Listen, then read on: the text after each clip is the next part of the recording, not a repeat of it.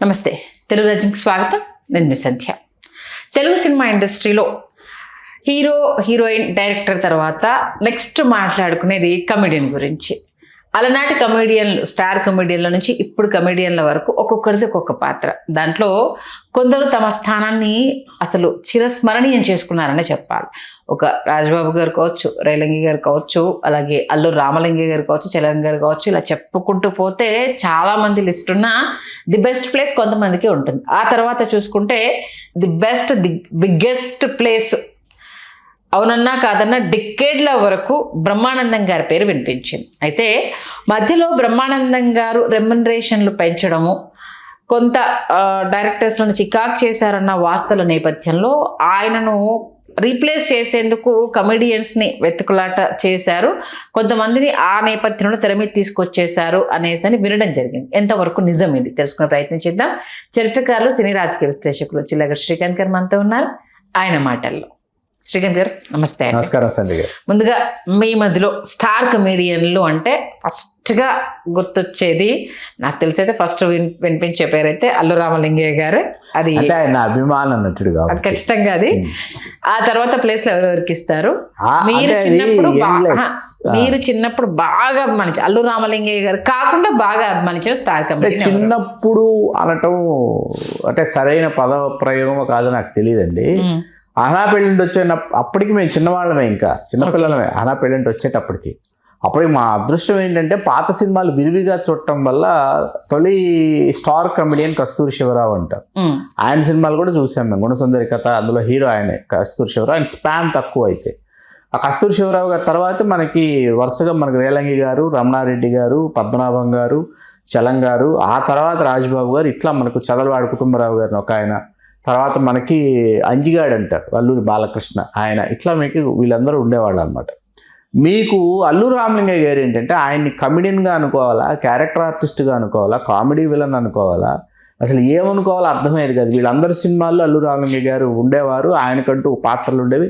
ఒక 20 సంవత్సరాల కాలం తీసుకుంటే, 50 సంవత్సరాలు అల్లు రామలింగయ్య గారు నటించారు అని అనుకుంటే, ఒక 20 సంవత్సరాల కాలం తీసుకుంటే, ఒక 20-25 సంవత్సరాల కాలంలో అల్లు రామలింగయ్య గారు లేని తెలుగు సినిమా లేదు. 20-25 ఇయర్స్ స్పాన్లో అల్లు రామలింగయ్య గారు లేని తెలుగు సినిమా లేదు. తెలుగు సినిమా స్వర్ణయుగంలో కావచ్చు, తెలుగు సినిమా మనోవికాస యుగం కావచ్చు, తెలుగు సినిమా తెలుగు సినిమా ఆధునిక పోకడలు పోయేటటువంటి వరకు కూడా ఆయన నటించారు. లాంగ్విటీ అంటారు. లాంగ్విటీ ఉన్నటువంటి ఒక ఆర్టిస్టు అల్లు రామలింగయ్య గారు. లాంగ్విటీని కాస్త చెప్పకుండా he's not only longevity, he's first South Indian male actor, 1000 films complete చేసినటువంటి యాక్టర్ అల్లు రామలింగయ్య గారు. ఫస్ట్ మేల్ సౌత్ ఇండియాలో 1000 సినిమాలు పూర్తి చేసిన మేల్ ఆర్టిస్ట్. సరే, మీకు బ్రహ్మానందం గారి శకం మీకు ప్రారంభమయ్యే నాటికి ఏంటంటే, మనకప్పటికీ జంధ్యాల గారి వల్ల సుత్తివీరభద్రరావు గారు, సుత్తివేలు గారు వాళ్ళు రాజ్యం వెళ్తున్నటువంటి సమయం. ఒకవైపు నూతన్ ప్రసాద్ గారు, రమాప్రభు గారు, ఆ జంట ఒకవైపు. ఇట్లా మీకు ఉన్నారు. కోట శ్రీనివాసరావు గారిని కమెడియన్ అంటామా, విలన్ అంటామా, క్యారెక్టర్ ఆర్టిస్ట్ అంటామా చెప్పమంటే చాలా కష్టం. ఆయన బహుముఖ ప్రజ్ఞాశాలి అనమాట. బ్రహ్మానందం గారు ఏమైందంటే, ఎప్పుడైతే ఆయన అంత క్రితం ఎప్పుడో సత్యాగ్రహం ఒక సినిమా చేశారు. ఆయన చేసింది తాతావతారం అని, మొదటి సినిమా తాతావతారం వేజేడు సత్యనారాయణ గారి దర్శకత్వంలో. ఆ తర్వాత సత్యాగ్రహం అని జంధ్యాల గారి దర్శకులు చల్లార రామకృష్ణారెడ్డి గారిని ఆయన నిర్మాత, అందులో చేశారు. ఆయన వెళ్ళిపోయి అత్తిలి కాలేజీలో పనిచేస్తుండేవారు. అత్తిలి బ్రహ్మానందం అని టైటిల్స్ కూడా మీకు మొదట్లో స్వయం కృషి, పసివాడి పురాణం, ఈ సినిమాలో అత్తిలి బ్రహ్మానందం అని వేస్తారు. అత్తిలి కాలేజీలో లెక్చరర్గా పనిచేస్తున్నారు. అహనా పెళ్ళంటే ఎప్పుడైతే అహనా పెళ్ళంట్లో ఆ పాత్ర సుత్తివేలు గారు వేయాలి. సుత్తివేలు గారు వేయాలి ఆ పాత్ర. సుత్తివేలు గారు డేట్స్ లేవు. సుత్తివేలు గారు బిజియెస్ట్ కమెడియన్ అనమాట ఆ టైంకి, స్టార్ కమెడియన్. అందుకని ఎవరి చేత వేయించాలి అని ఆలోచించి జంధ్యాల గారికి గుర్తొచ్చింది. ఆ సత్యాగ్రహంలో చేసినటువంటి బ్రహ్మానందం, అత్తిలి బ్రహ్మానందాన్ని పిలిపించి ఇలా అరగుండు కొడతాం, అరగుండు కొట్టి, అందులో సత్యాగ్రహంలో గుండు హనుమంతరావు గారు, బ్రహ్మానందం గారు ఇద్దరు కలిసి నటించి, ఇద్దరు గుళ్ళు ఉంటాయండి ఇద్దరికి. ఇందులో అరగుండు కొడతాము, ఇట్లా ఈ పాత్ర అన్నది చెప్పిన తర్వాత ఏంటంటే ఆయన కూడా ధైర్యం చేసి ఆ పాత్ర చేయటం, పోషించడం చాలా అద్భుతంగా. అసలు కోట శ్రీనివాసరావు గారు అప్పటికి ఎస్టాబ్లిష్డ్, ఈజ్ వెరీ ఎస్టాబ్లిష్డ్ అనమాట. కోట శ్రీనివాసరావు గారు కాకుండా రామానాయుడు గారు ఆ పాత్ర రావుగోపాలరావు గారు చెప్పి వేయిద్దామని అనుకుంటున్నారు. ఓకే అంటుంటే జంధ్యాల గారు పట్టుబడుతున్నారంట. లేదండి, కోట శ్రీనివాసరావు గారు బాగుంటారు, రావుగోపాలరావు గారు ఇస్తే రిచ్నెస్ వచ్చేస్తుందండి, రిచ్గా కనిపించకూడదు. Is very rich fellow, but రిచ్గా కనిపించకూడదు, ఎందుకంటే పిచ్చినారు కాబట్టి. ఆయన కోట శ్రీనివాసరావు గారు కరెక్ట్.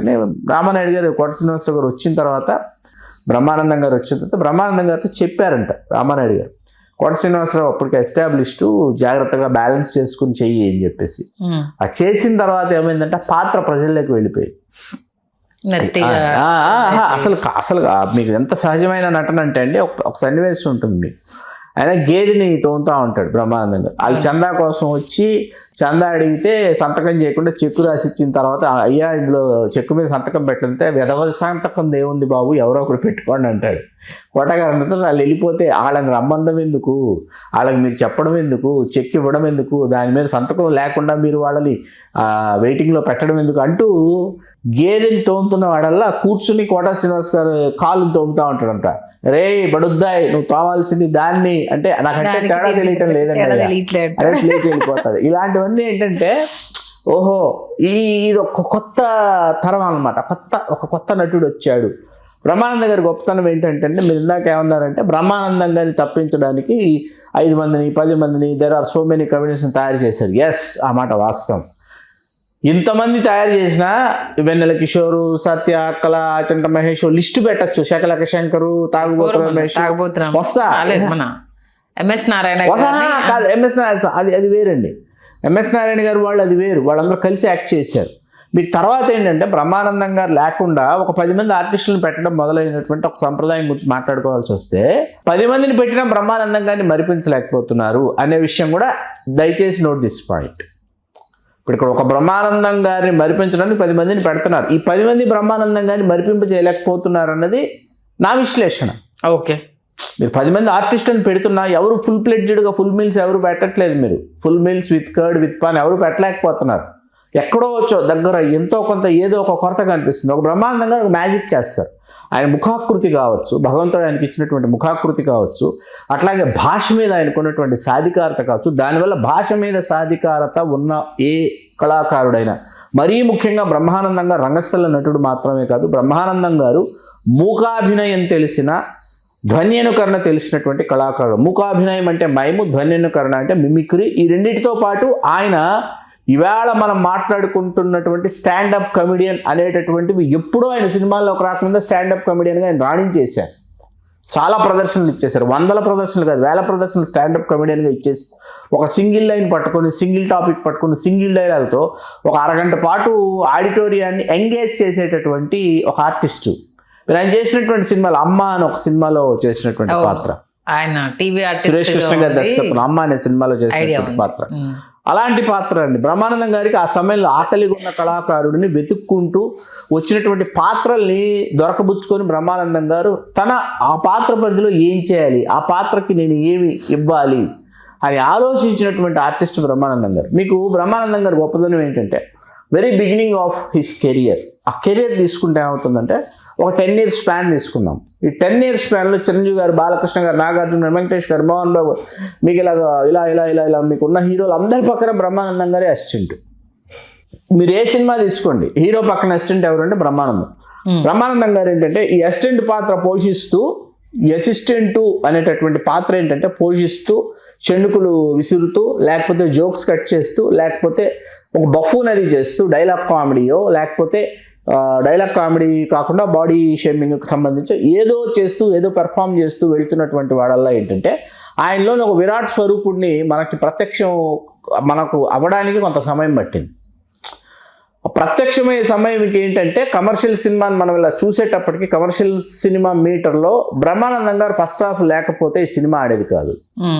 బ్రహ్మానందం గారు ఈ సినిమా సెకండ్ హాఫ్లో బ్రహ్మానందం గారు లేకపోతే ఈ సినిమా పే చేసేది కాదు. బ్రహ్మానందం కోసం ప్రేక్షకులు థియేటర్లకు వస్తున్నారు, చిన్నపిల్లలు థియేటర్లకు వస్తున్నారు, కుటుంబాలు బ్రహ్మానందం గారి కోసం వస్తున్నాయి. ఒక 10 years మీరు తీసుకుంటే ఆయన ఒక టీ-షర్టు, ఒక షార్టు, శాండల్స్తోనే మీకు సినిమాలు కంప్లీట్ చేసినటువంటి స్పాన్ ఒక 10 సంవత్సరాలు కనిపిస్తుంది మీకు.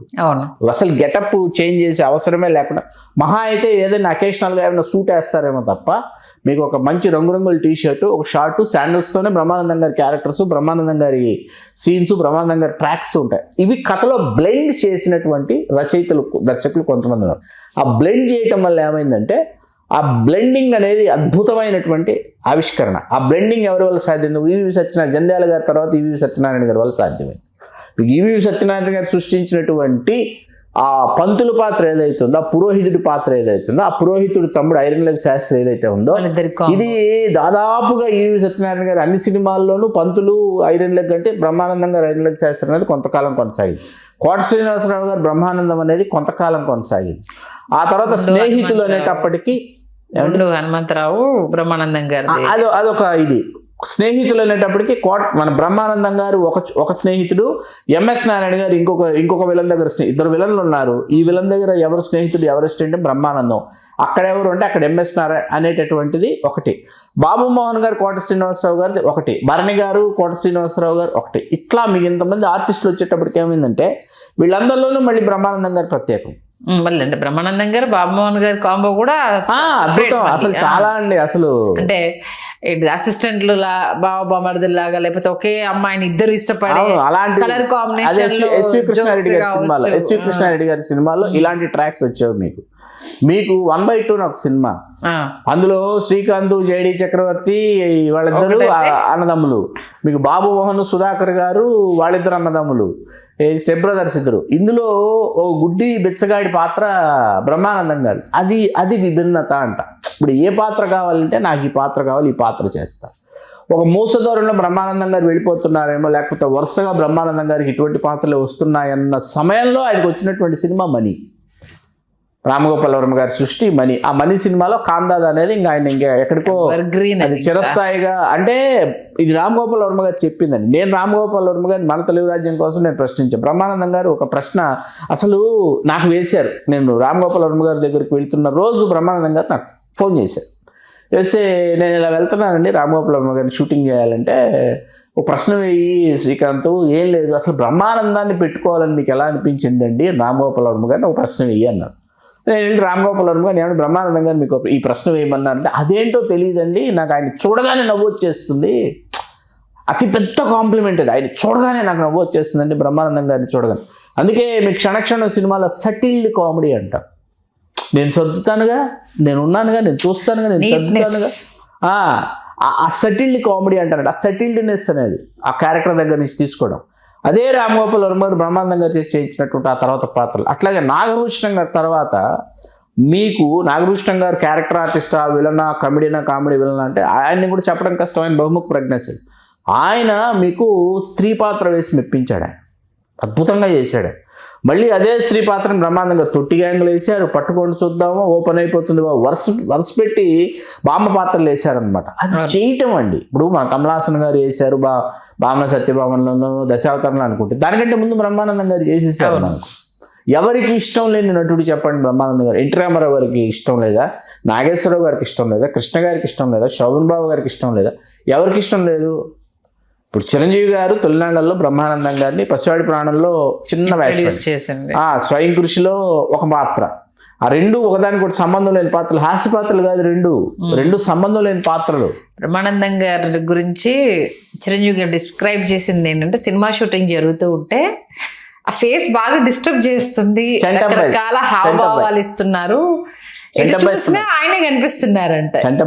ఏంటి ట్రెండీ అనేసి అన్నప్పుడు, ఇలా నేను లెక్చరర్ అండి అదే, అవునా మరి ఏంటి ఇక్కడ ఉన్నారు అనేసి అని అంటే, నాకు ఇలా ఆశ ఉంది చేయాలని ఉంది అని అంటే, ఆయనకు డిస్టర్బ్ అయిన విజువల్స్ జంధ్యాల గారి దాకా పోస్ట్ చేసేదాకా వదిలిపెట్టలేదు అనేసి అని చెప్పారు. ఆయన ఆశ్చర్యం అనిపించింది. నాగార్జున గారు తనకి ఇప్పటికీ మనసు బాగాలేకపోతే తన ఫోన్ ఆన్ చేసి స్క్రీన్ సేవర్ ఆన్ చేసుకుంటే మన బ్రహ్మానందం గారి ఫోటో ఉంటుందంట. ఎంతమంది స్క్రీన్ సేవర్ అండి, ఎంతమందికి ఆక్సిజన్, ఎంతమందికి ఆయన బీపీలు తగ్గిపోవాలి, లేకపోతే డయాబెటీస్ ఏమంటారు నార్మల్కి వచ్చేయాలి నన్ను అనుకుంటే, కాసేపు బ్రహ్మానందం గారి సినిమాలో బ్రహ్మానందం గారి హాస్య సన్నివేశాలు నాకు బాగా గుర్తుంది. బ్రహ్మానందం గారి ప్రభ అలా ఒక ప్రభంజనంలాగా వెలుగుతున్నటువంటి సమయంలో ఎవరో అన్నారండి, అసలు బ్రహ్మానందాన్ని కనిపెట్టింది ఎవరు? ఒక పిల్ల అన్నారనమాట. అంటే బ్రహ్మానందాన్ని అసలు ఎవరు కనిపెట్టారు, ఎవరు కనుక్కున్నారు బ్రహ్మానందంని అని చెప్పేసి. పద్మశ్రీ పురస్కార గ్రహీత, ఆయనకి పద్మభూషణ్, పద్మవిభూషణ్ లాంటి పురస్కారాలు రావాలి. ఎందుకంటే 1500 సినిమాల్లో నటించారు. తెలుగు సినిమా చరిత్రలోనే కాకుండా తమిళంలో కూడా ఆయన నటించారు. చాలా తక్కువ మందికి తెలుసు. తమిళంలో మొళి ఇలాంటి సినిమాలు ఆయన నటించారు, తక్కువ మందికి తెలుసు. అంటే నేను ఈ కెరీర్కి వచ్చిన తొలినాళ్ళలో పెద్ద ఛానల్లో ఏవిఎస్ గారు, శివాజీ రాజా గారు, ఇంకో ఇద్దరు కమెడియన్లు కలిసి బ్రహ్మానందం గారి మీద కంప్లైంట్ చేశారు. అప్పుడు పెద్ద డిబేట్ పెట్టారు. జస్ట్ నేను కెరీర్ స్టార్ట్ చేసి తొలినాళ్ళలో అది ఆ ఛానల్ కూడా కొత్తగా స్టార్ట్ అయ్యింది. పెద్ద ఛానల్ అది కూడా, ప్రింట్ మీడియా నుంచి ఎలక్ట్రానిక్ మీడియాకి వచ్చింది పేరు ప్రస్తుతం. వీళ్ళందరూ కలిసి ఆయన డామినేట్ చేస్తున్నారు మమ్మల్ని. టైంకి సెట్లోకి రాకపోవడం వల్ల ఆయన మాకు ఆ టైమింగ్ సెట్ అవ్వట్లే, మాది కూడా టైం కొలాప్స్ అయిపోతుంది, ఆయనకి ఇంపార్టెన్స్ ఇవ్వాలి, మిగతా వాళ్ళకి ఇవ్వద్దు అనేసి అన్నట్టు వీళ్ళందరూ డిబేట్లో కూర్చొని మాట్లాడారు. దాని గురించి ఏమండి ఇక్కడ ఏమవుతుందంటే, బాలసుబ్రహ్మణ్యం గారు పలానా గాయకుడిని తొక్కేశారు, పలానా గాయకుడిని పైకి రానివ్వలేదు, లేకపోతే బాలసుబ్రహ్మణ్యం గారు అన్ని పాటలు పాడేయాలనుకున్నారు, అలాంటి కంప్లైంట్ లాంటిదే ఈ కంప్లైంట్ కూడా.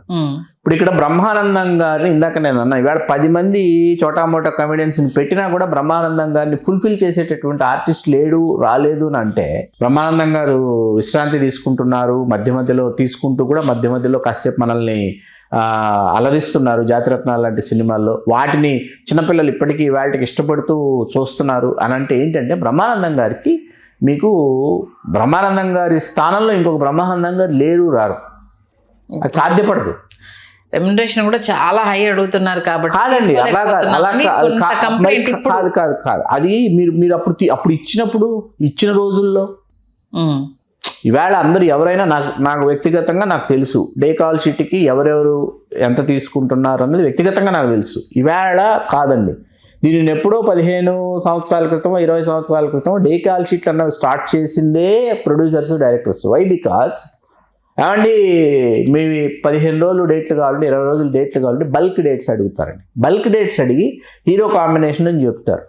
20 రోజులకి కలిపి ఒక రెమ్యునరేషన్ మాట్లాడి ఆర్టిస్ట్ బ్రహ్మానందం గారు అని అనుకుందాం, బ్రహ్మానందం గారు వచ్చి కూర్చుంటారు, హీరో గారు రారు, లేకపోతే డైరెక్టర్ గారికి మూడ్ బాగోదు, లేకపోతే హీరోయిన్ ముంబై నుంచి రావాలి కాబట్టి ఆ అమ్మాయి రాదు, ఆ రోజు అప్సెట్ అవుతుంది, ఈయన డే పోయినట్టే. ఈయన వచ్చి మేకప్ వేసుకుని కూర్చుని నటించని సందర్భాలు ప్రతి ఆర్టిస్ట్ జీవితంలో ఆ రోజున. అప్పట్లో వీళ్ళు ఏం ఆలోచించారంటే, 20 రోజులకు ఒక రెమ్యునరేషన్ చెప్పడం వల్ల, 20 రోజులు బల్క్ డేట్స్ ఇవ్వడం వల్ల ఎక్కడికి వెళ్తాడు, మన కంపెనీకి డేట్లు ఇచ్చారు కాబట్టి, మన ఆర్టిస్ట్ కాబట్టి ఇక్కడ కూర్చుంటాడని చెప్పేసి వీళ్ళు మనల్ని వెయిటింగ్లో పెడుతున్నారు.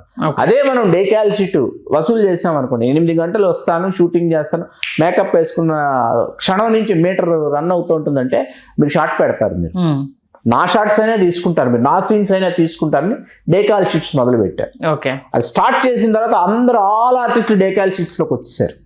ఓకే, హీరో హీరోయిన్ లాంటి వాళ్ళని మినహాయిస్తే. For your kind information, sorry sir Brahmanandam garu, sorry to say this, నమో వెంకటేశ్ సినిమాకి హీరో తర్వాత, వెంకటేష్ గారి తర్వాత త్రిష గారి హీరోయిన్ అయితే, త్రిష గారి కంటే బ్రహ్మానందం గారికి ముట్టింది చాలా ఎక్కువ. ఓకే, డే కాల్ షీట్ వల్ల. Why? Because number of dates, తర్వాత అవుట్ ఆఫ్ ది కంట్రీకి వెళ్ళారు, నంబర్ ఆఫ్ డేస్. హీరోయిన్ కంటే బ్రహ్మానందం గారికి ముట్టింది ఎక్కువ. వన్స్ మీకు ఇది మీకు అలవాటు చేసిన తర్వాత ఏమవుతుందంటే, ఆర్టిస్ట్ వస్తే, ఆర్టిస్ట్ విత్ మేకప్ వస్తే, ఆర్టిస్ట్ని సక్రమంగా వినియోగించుకోవటం అనేది మీ చేతుల్లో పని. మీరు రాసుకోలేక, తీరిక లేక, లేకపోతే సెట్కి వచ్చి లొకేషన్కి వచ్చి రాసుకోవడం, అప్పుడు మీరు ఇంప్రొవైజేషన్ చేసుకోవడం మొదలు పెడుతూ వాళ్ళని వెయిటింగ్లో పెట్టి వాళ్ళు ఎక్కడ కూర్చుంటారు. ఈవేళ క్యారవాన్లు వచ్చినాయి. ఆ రోజు ఏంటి, స్టూడియోలో షూటింగ్ జరుగుతుంది అనుకోండి, మేకప్ రూమ్స్ ఉంటాయి, makeup room with attached rest rooms ఉంటాయి. మేకప్ రూమ్లో వెయిట్ చేసేవాళ్ళు, మేకప్ వేసుకుని షార్ట్ రెడీ అని పిలిచేంత వరకు. వచ్చిన తర్వాత sir next scene by scene మీవే అండి, షార్ట్ బై షార్ట్ మీదే ఉంటుందంటే ఫ్లోర్ బయట కుర్చీలు వేసుకుని కూర్చుని ఉండేవాళ్ళు ఆర్టిస్టులు అందరూ. ఫ్లోర్ బయట కుర్చీలు వేసుకుని ఆర్టిస్టులు అందరూ కూర్చుని ఉండేవాళ్ళు. షార్ట్ రెడీ అంటే లేచి వెళ్ళి వాళ్ళ షార్ట్లో వాళ్ళు పెర్ఫామ్ చేసి వచ్చేటటువంటి పరిస్థితులు అనమాట. ఇవాళ క్యారవాన్ల వల్ల ఏమైపోయిందంటే టేక్స్ టైం అనమాట. దాని గురించి ఇంకొక రోజు మాట్లాడుకుందాం. ఇప్పుడు బ్రహ్మానందం గారు లేకుండా, అంటే బ్రహ్మానందం గారు వల్ల లబ్ధి పొందినటువంటి సినిమాలు, లబ్ధి పొందినటువంటి నిర్మాతలు, దర్శకులు, రచయితలు బ్రహ్మానందం గారిని దృష్టిలో పెట్టుకొని మీరు ఈవేళ అత్తారింటికి దారే సినిమా చూడండి. మీరు అత్తారింటికి దారే సినిమా అత్తారింటికి దారే సినిమాకి వెళ్దాం. మనం అత్తారింటికి దారే సినిమాకి వెళ్ళిన తర్వాత, అత్తారింటికి దారేది సినిమాలో ప్రీ క్లైమాక్స్ ముందు వరకు కూడా బ్యాక్ టు బ్యాక్ సీన్స్ దాదాపు 1 గంట నుంచి 40 నిమిషాలు బ్రహ్మానందం గారి మీద సన్నివేశాలు ఉంటాయి. ఈ బ్రహ్మానందం గారి సన్నివేశాలు తీసేస్తే మీకు ఇంకా చెప్పడానికి కథ లేదు, సన్నివేశాలు లేవు, ఏమీ లేదు. బ్రహ్మానందం గారి పాత్ర బద్దం భాస్కర్ వచ్చింది, బద్దం భాస్కర్ పాత్ర పూర్తి అయిపోతుంది అన్న తర్వాత మీ క్లైమాక్స్ రైల్వే స్టేషన్కి వెళ్ళిపోతుంది. ఈ 40 మినిట్స్ బ్రహ్మానందం గారు లేకపోతే ఏం చెప్తారు మీరు కదా? రేసుగుర్రం అన్నారు ఇందాక మీరు. రేసుగుర్రం సినిమా అంతా ఒక నువ్వా నేనా డి అంటే డి, బాహాబాహి, కేశాకేశి, ముష్టాముష్టి, హోరాహోరిని, హీరో విలన్ అలా వెళ్ళి ఆ వెళుతున్నటువంటి చోట పిసికేస్తా పిండేస్తా అనేటటువంటి డైలాగ్స్ మనకు వినపడతాయి. కిల్ విల్ పాండే వచ్చిన తర్వాత అక్కడి నుంచి మీకు ఎలా ఉంటుంది, మారిపోయింది సీరియస్లీ. హ్యాపీ దివాళీ అంటాడు, దానికి ఇంకా టైం ఉంది అంటే నీకు కొంచెం ముందే వస్తుంది అంటాడు. దట్ ఈస్ బ్రహ్మానందం సీరియస్లీ కదా. ఎవరికి ఇష్టం లేనటువంటి కళాకారుడు. ఇక్కడ బ్రహ్మానందం గారి మొహం కోతిలా ఉంటుంది, బ్రహ్మానందం గారు పళ్ళు కిలిస్తే ఇది కాదండి. బ్రహ్మానందం గారు వ్యక్తిగతంగా అది కాదు. బ్రహ్మానందం గారు వ్యక్తిగతంగా సాహితీ సంపన్నులు. బ్రహ్మానందం గారు వ్యక్తిగతంగా ఆయనకు తన దైనందిన జీవితంలో ఆయన తన అర్ధాంగితో గడపడం, అట్లాగే ఆయనకి గొప్ప చిత్రకారుడు, ఆయన స్వర్ణకారులు కాబట్టి చాలా గొప్ప చిత్రకారులు, చాలా అద్భుతమైనటువంటి డిజైన్లు తీసుకోవటం, వెంకటేశ్వర స్వామి అవి ఆయన మొత్తం తన సహచర నటీనటులకి, సాంకేతికులకి, దర్శకులకి బహుమతులుగా ఇవ్వటం, సాహిత్యం చదువుకోవటం, సాహిత్యం తెలిసిన వాళ్ళతో 4 మాటలు మాట్లాడుకోవటం, ఇట్లాంటి సాయంత్రాలు హాయిగా ఆనందంగా గడుపుకుంటూ ఉన్నటువంటి ఒక మహానటుడు అనమాట. ఎవరితో కమలాకర్ కామేశ్వరరావు గారు లాంటి దర్శకుల దర్శకత్వంలో ఏడుకొండల స్వామి సినిమాలో ఆయన నటించారు బ్రహ్మానందం గారు. ఆయనకు ఆ భాగ్యం దక్కింది. ఎవరి దర్శకత్వంలో బ్రహ్మానందం గారు నటించాలా, ఎందుకు కమర్షియల్ సినిమా ఎన్టీ రామారావు గారితో నటించారు మేజర్ చంద్రకాంత్. అవకాశం ఎందుకు వచ్చింది బ్రహ్మానందం గారికి? నటుడిలో సత్తా లేకపోతే ఎందుకు వస్తుంది అవకాశం? నటుడిలో క్రమశిక్షణ లేకపోతే, నటుడిలో సమయపాలన లేకపోతే, నటుడిలో చిత్తశుద్ధి లేకపోతే మీరెందుకు అవకాశాలు ఇస్తారు? పరిశ్రమ ఖచ్చితంగా పరిశ్రమ పక్కన పెడుతుంది. మీరు ఈవేళ ఆయన 70వ పడిలోకి వచ్చి ఆయన ఒక విశ్రాంత జీవితం గడపాలనుకున్నప్పుడు మేము బ్రహ్మానందం గారిని, మీరెవరు బ్రహ్మానందం గారిని పక్కన పెట్టడానికి? ఆయన 70 పడిలోకి వచ్చారు, మనవరాళ్ళతో వాళ్ళతో ఆడుకుంటున్నారు చక్కగా. అవసరమైతే ఆయనకు నటించాలి అని అనుకున్నప్పుడు ఆయన నటిస్తున్నారు అంతే. ఏమండి మొన్న రంగమార్తాండలో ఎంత గొప్ప పాత్రను ఆయన పోషించింది ప్రకాష్ రాజ్ గారు. ఆయన పోటాపోటీ ఆ మార్కులు ఆయనకు పడతాయి. విశ్వరూపం కదా బ్రహ్మానందం గారు, విశ్వరూపం కదా. మరి ఆ క్వశ్చన్ చేసే టైం, మరి వైఫ్ చనిపోయిన తర్వాత ఈయన చూడ్డానికి రానప్పుడు ఆ ఎమోషన్, అంటే అమ్మ సినిమాలో చూసిన తర్వాత కమిడియన్కే బాగా ఆ భావోద్వేగం వ్యక్తం చేయడానికి ఎక్కువ ఉంటుంది. కమెడియనే విలన్గా కూడా మెప్పించగలుగుతాడు. ఎందుకంటే హాస్యంతో నవ్వించగలిగిన వాడు అన్ని రసాలను పోషించగలడు. ఏ రసాన్నైనా అలవోకగా పోషించగలరు. హాస్య రసాన్ని పోషించిన వాళ్ళు ఏ రసాన్నైనా అలవోకగా పోషించగలరు. రామ్ చరణ్ గారి సినిమాలో సార్ పండు కోతి, నిద్రపోయిన కోతి, అప్పుడే లేచిన కోతి అని అంటే ఆయన ఎక్స్ప్రెషన్స్ ఉంటాయి sir. Seriously hats off to him sir. అసలు ఏం ఎక్స్ప్రెషన్స్, నిజంగానే కోతి ఆ మనిషి రూపం ఎత్తే ఇలానే ఉంటుందా అనేసి అని ఆ కాసేపు గుర్తు తెచ్చుకోవాలి. అదే జస్ట్ గుర్తొస్తే చాలా మనకు ఆటోమేటిక్ గా ఇప్పటికీ కొన్ని వేల లక్షల మీమ్స్ బ్రహ్మానందం గారి మీద నడుస్తున్నాయి. చాలా యూట్యూబ్ ఛానల్స్ ఆ మీమ్స్ లేకుండా తమ ఛానల్ రన్ చేసుకోవట్లేదు, లేని పరిస్థితి కదా ఇవాళ. కదా వినిపించినప్పుడు కొంచెం బాధ అనిపిస్తూ ఉంటుంది. కొంతమంది మధ్యకాలంలో అప్పట్లో ఈ నాతి చేశాడు కాబట్టి చాలా మంది కమెడియన్స్ ఇంట్రడ్యూస్ చేశాము అనేసి అని చెప్పడము. సరే అండి, ఇప్పుడు ఇంట్రడ్యూస్ చేసినటువంటి కమెడియన్స్ కూడా ఎంత లాంగ్విటీ పొందుతారో మనం కూడా చూద్దాం. ఎంత సత్తా ఉందో వాళ్ళల్లో, వాళ్ళు ఎంతకాలం మనగలుగుతారో, కొనసాగుతారో. ఇప్పుడు మీకు మన దాసనారాయణ గారిది నాన్నగారు అని ఒక సినిమా, నాన్నగారు అనే సినిమాలో పరిణితి చెందినటువంటి ఒక పాత్ర ఆయన్ని, మానసికంగా చాలా అద్భుతమైనటువంటి పాత్ర. అలా మనము అలాగే తాళి అని ఒక సినిమా ఉందండి, ఈవి సత్యనారాయణ గారి సినిమా. మీరు పిల్లి సూర్యరావు పాత్ర పేరు. మీరు తాళి సినిమా చూస్తూ మొన్న ఎప్పుడో పెట్టా, చాలా ఇష్టం నాకు ఈయన పాత్ర, చాలా ఇష్టం నాకు. పిల్లి సూర్యరావు అనే పాత్ర చాలా ఇష్టం. పెడితే ఈ ప్రింట్ వచ్చి యూట్యూబ్లో ఎలా ఉంటుంది ప్రింట్, కొంచెం బ్లర్ ప్రింట్. పాత సినిమా కదా. మా అమ్మ ఏదో హోంవర్క్ ఏదో చేసుకుంటుంటే, ఏంటి డాడీ ఏదో నా పాత సినిమా పెట్టావదంటే, కాసేపు చూడమ్మా నాకు నచ్చితే కంటిన్యూ చేస్తాను, కూర్చోబెట్టు. చూస్తూ బ్రహ్మానంద గారి పాత్ర ఎప్పుడైతే వచ్చి మాట్లాడటం మొదలుపెట్టిందో మా అమ్మాయి ఆపకుండా సినిమా చూసి బ్రహ్మానందం గారు ఆ టైం లైన్లో ఉన్న సినిమాలన్నీ చూడాలని మా అమ్మాయి. అంటే బ్రహ్మానందం గారి భాష, ఆ భాషలో ఉన్న సొబగు, సౌందర్యం, ఆ సౌండింగ్ ఉంటుందండి. ఏంటబ్బాయి గారు అదేనండి, మరి తడికి చాటికి వెళ్ళమన్నప్పుడు వెళ్ళకపోతే ఇలాగే ఉంటాయండి, మరి రాత్రిపూట మూడింకేసుకొని పడుకోవడమే అంటాడు అనమాట. ఆ గోదావరి యాస, అబ్బాయి గారు ఈశ్వరం సత్యనపల్లి, అది ఇంకా బేభత్సం. ఇంకా అనేసి అసలు ఆ వెంకటేష్ గారితో లైన్ అప్ ఉంటుంది, అదే అద్భుతం. అసలు Serious గా. నిజ జీవితంలోని పాత్రలు అండి ఇవన్నీ. మీకు అలాగే వీడెవడండి బాబు, మోహన్ బాబు గారి సినిమాలు, అది ఈక్వల్ టు హీరో అన్నమాట. అవును. ఎటువంటి పాత్రలు, ఎలాంటి పాత్రలు ఆయన పోషించింది ఇంకొకరు ఎవరైనా సరితూగగలిగేటటువంటి నటుడు ఉన్నాడా? అందుకే నవరస నట పోషణలో సయ్యని పించుకుంటిరి సయ్యన మీ సములు ద్రిప్ప మీసము లేవి అనే నిమిషాలు ఉండవు కదా. అయ్యా నీసరి ఏసిరి తీయని మొనగాడివయ్యా మా తెలుగు బ్రహ్మయ్య, వెనుతీయని విలుకాడివయ్యా మా తెలుగు బ్రహ్మయ్య బ్రహ్మానందయ్య అని చెప్పి Padmashri Relangi Venkataramaiah plus Padmashri Allu Ramalinga is equal to Padmashri doctor Brahmanandam. Super sir. నిజంగా ఈ సందర్భంగా మరొక్కసారి ఆయన గురించి వినడము ప్లస్ మన ప్రేక్షకులు తెలియజెప్పినందుకు చాలా చాలా ధన్యవాదాలు శ్రీకాంత్ గారు. ధన్యవాదాలతో పాటు ఒక్క సినిమాలో నేను అసిస్టెంట్ డైరెక్టర్ గా పనిచేసిన సినిమాలో ఆయన కొడుకుగా నటించే అవకాశం నాకు దొరికింది. కాకపోతే నాకు తెలుసు ఎడిటింగ్ లో ఆ సీన్ తీసేస్తారని. వసంత అనే సినిమాలో నా పేరు బాలాజీ అనమాట. ఆ సీన్ ఎడిటింగ్ లో పోయింది. చాలా మా ఫోటోగ్రాఫరు చాలా జాగ్రత్తగా అపురూపంగా మేమిద్దరు తండ్రి కొడుకులు నటిస్తున్న ఫోటోగ్రాఫ్ మాత్రం తీసాడనమాట. ఒక అపురూప జ్ఞాపకంగా దాచుకున్నాను. అందిస్తాను, తప్పకుండా ప్రేక్షకులకు అందిస్తాను. చాలా చాలా చాలా చాలా విషయాలు తెలియజేశారు. ఒక నటుడి పొటెన్షియాలిటీ ముందు ఎవరెన్ని కుప్పిగంతులు వేసినా అది నిలబడదు. అల్టిమేట్ గా ఆ నటనకు, ఆ ప్రతిభకు విలువ దక్కుతుందని చాలా చాలా చక్కగా తెలియజేశారు. Thank you so much. ధన్యవాదాలు సత్య గారు.